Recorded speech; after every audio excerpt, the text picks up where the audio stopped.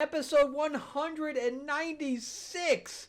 Are these comics going to make good film and television shows? We have DC vs. Vampires World War V number 6. And we have Kill All Immortals, the final issue. Let's talk about them right now.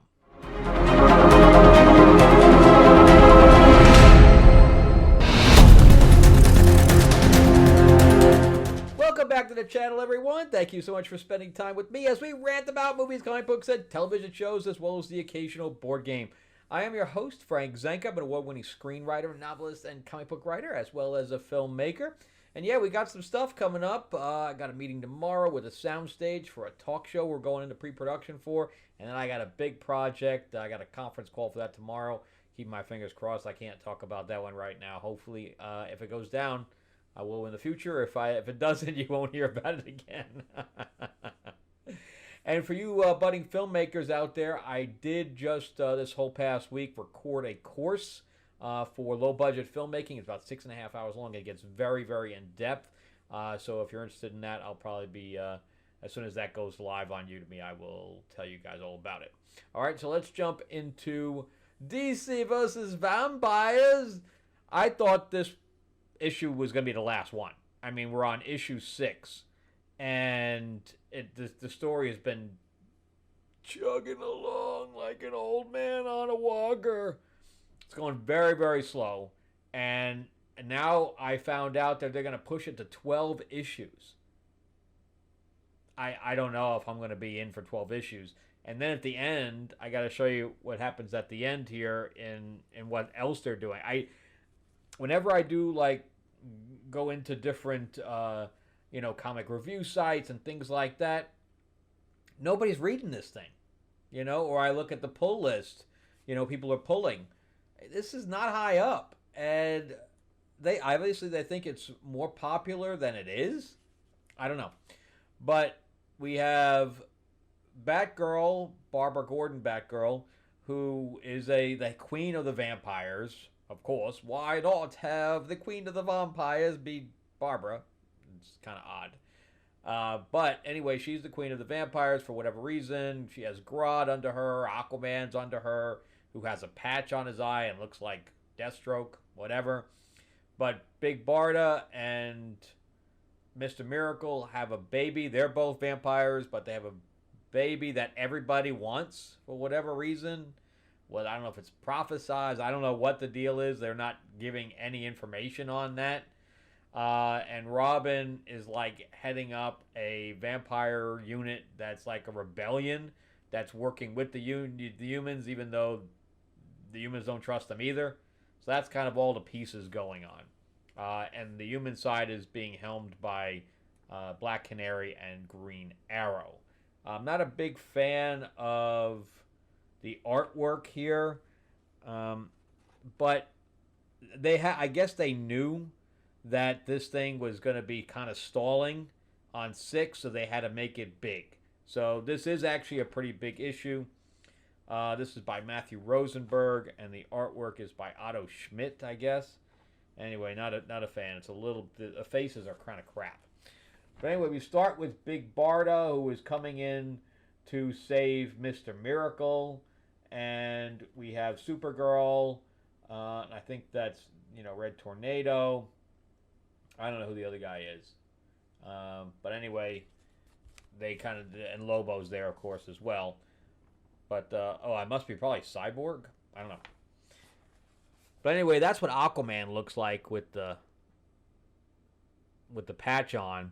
But he brings Mr. Miracle and the baby into the water and basically is going to drown them. And that is Jaina from the Super Twins there. And, she turns to water. And, of course, Aquaman doesn't have any of that. Probably not the best idea to turn to water with Aquaman around. But anyway, it doesn't affect him in the least. And Mera is in, which I found interesting, is in the Black Manta armor. I don't know why. I find that interesting, though. And now we have, I think, I don't know if that's Barry or Wally, but he's kind of screwed up. So I'm not sure what's going on there. But anyway, the one with with the red thing around. It's Lois. And I guess these guys get attacked. His arm comes off, whatever. No, that's gonna hurt. Oh my God, somebody pick up my arm!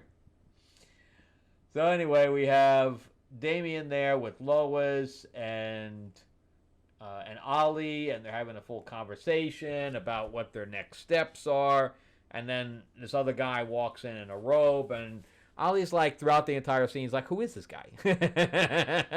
Why are we listening to this guy? And he's talking about the baby, and we need the baby, and the whole bit. And then Supergirl walks in with, and I don't understand why Alfred and Batman aren't in here, because they're around, even though Batman is, I think it's Ra's al Ghul, I think. Bruce is dead. So we have them talking about the baby, and then Jaina says that the baby's dead. It was drowned. She tried to help with Aquaman, and it just wasn't. It wasn't happening. So Ollie's like, "Don't worry, it wasn't your fault." And I think that's one of the New Gods, right? I think. And he's like, "Well, I guess we're all screwed now."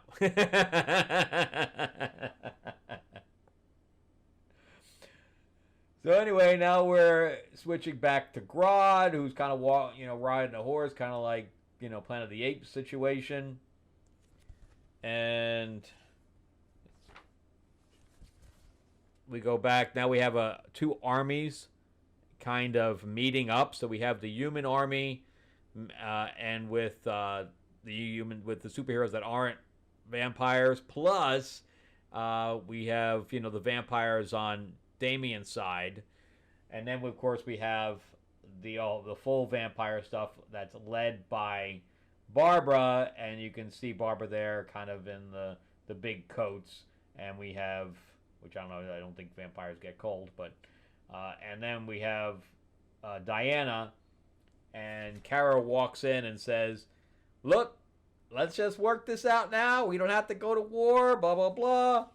And Barbara's like, yeah, I think we do.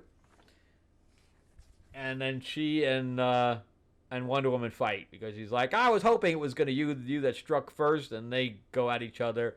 And now everybody says, charge! And so we have the fight going on up there, and then we have all of the two. So it did get kind of epic in the middle, right? It's kind of weird that this is the middle. And we got this really nice 2-page spread. Again, I'm not a fan of the artwork, but it's still a nice 2-page spread of, we got Starfire and Raven fighting against one another. Supergirl and Wonder Woman, I can see them holding each other at bay, but. And then you have Robin. That's of course that's Damian Robin. He's killing a few of them, but he's kind of getting taken down. So it is like action-packed all the way through. But then a boom tube opens, and Darkseid is there. And why is Darkseid so big? I don't understand. Why is Darkseid like a giant? He's always like 8 foot tall, but not 20 feet. Or 30 in this case. He's like 30 feet tall, because he's like 3 of Aquaman. 6 times 3 is 18, so yeah. But anyway, he grabs Aquaman after they tell him that the baby's dead, and he says, well, now this planet's just worthless to me, so I will destroy you all. And now we have all of the... anyway, he squishes Aquaman. There's no Aquaman anymore, so I don't have to worry about him looking like Deathstroke. But all the parademons now come out, so now we have 2 armies going against a 3rd army.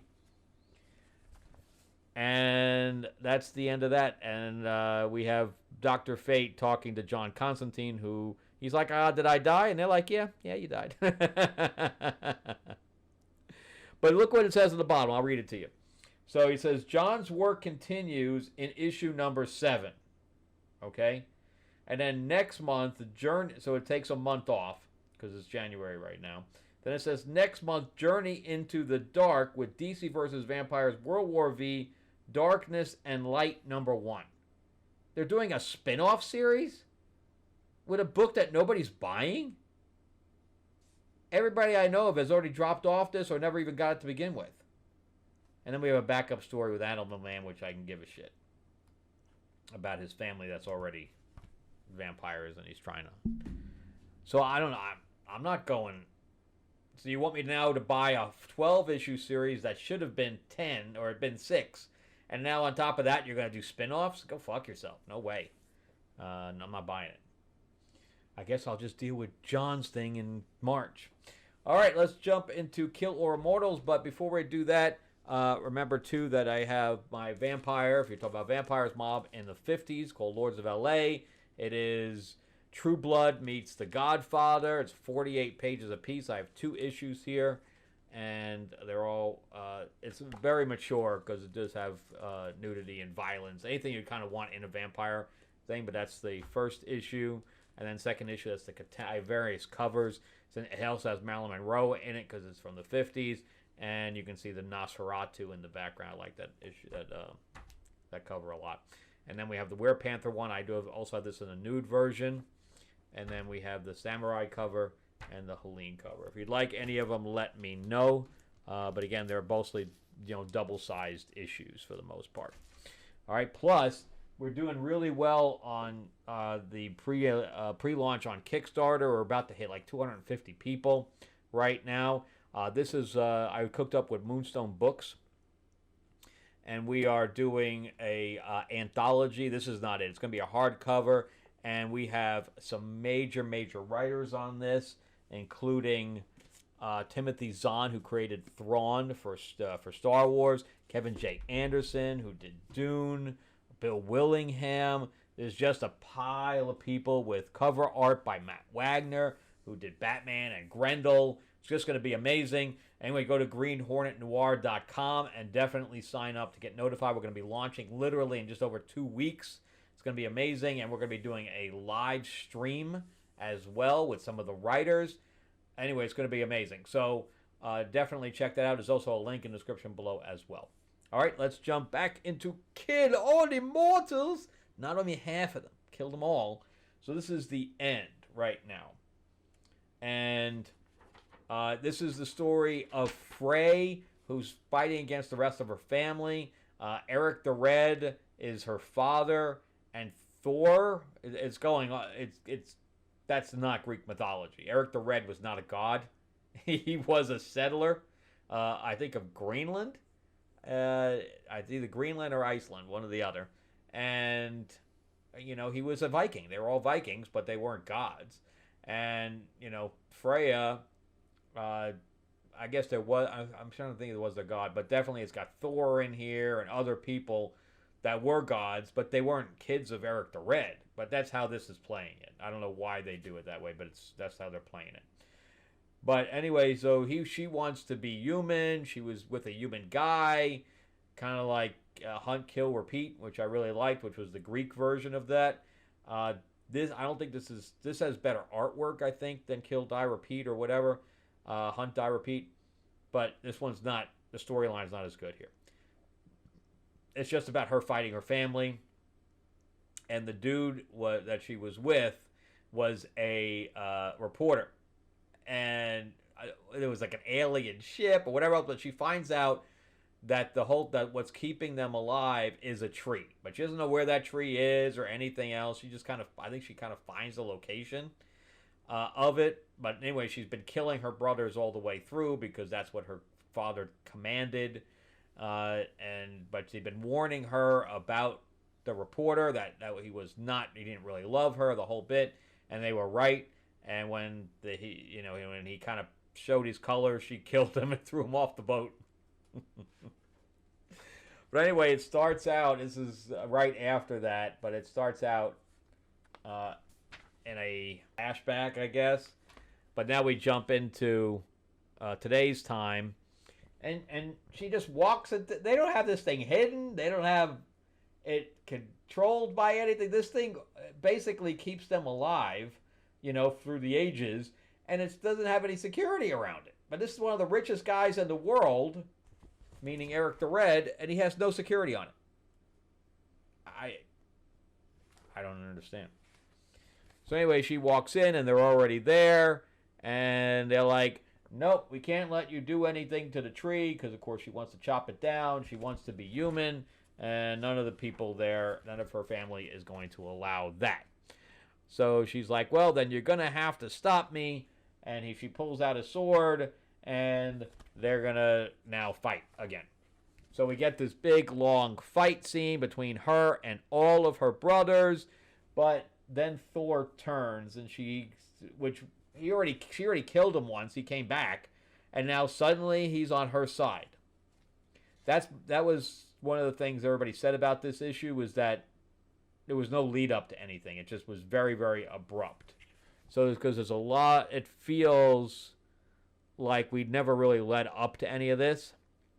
So anyway, the fight scene continues, and as the fight scene continues, more and more of her brothers turn on the dime to help her.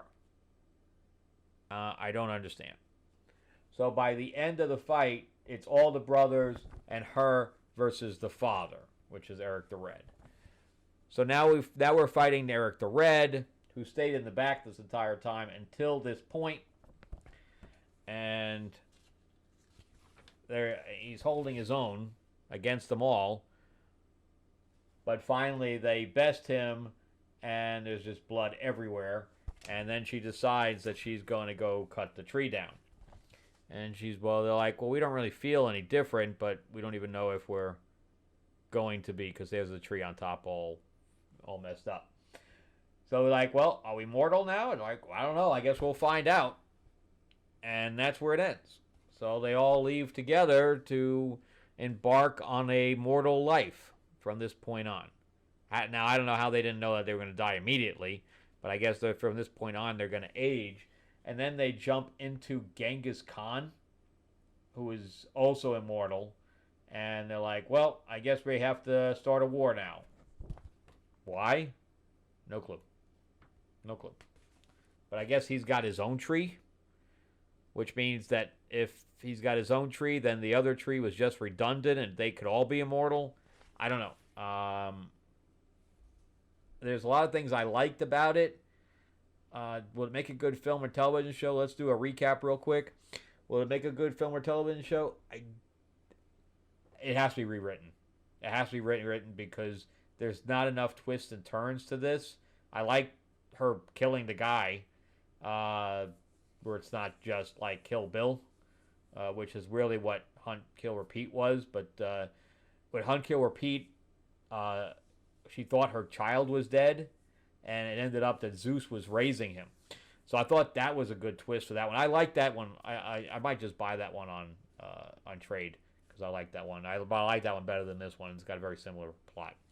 I don't know if it will continue. I don't know if I'm going to pick it up if it does, because there's not really enough there. A war with Genghis Khan, I don't know. And then DC versus Vampires. I mean, Deceased is a much better storyline, and the first storyline is better than this one. So I don't know. I know I'll get the next issue because now we have the finish of the battle here, and we have the dark side getting involved.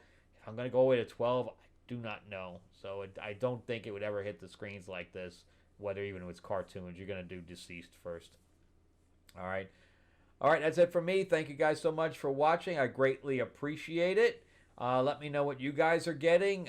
Did you guys get either one of these issues, and did you like it? Do you agree with me? Do you not agree with me? Let me know in the comments.